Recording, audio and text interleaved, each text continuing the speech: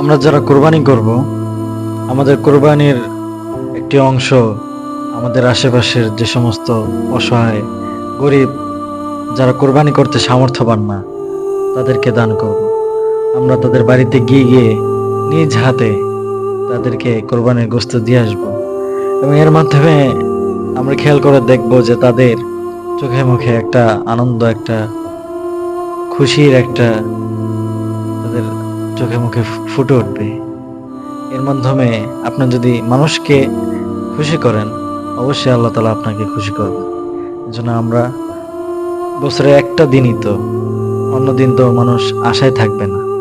তো একদিন আপনি যে কোরবানি করতেছেন, আপনার এই কোরবানিকে মানুষের সাথে, আপনার আত্মীয় স্বজন এবং যারা অসহায় মানুষ আছে সবার সাথে ভাগাভাগি করে আল্লাহ তাআলার জন্য এই কোরবানিকে আপনারা উপভোগ করুন।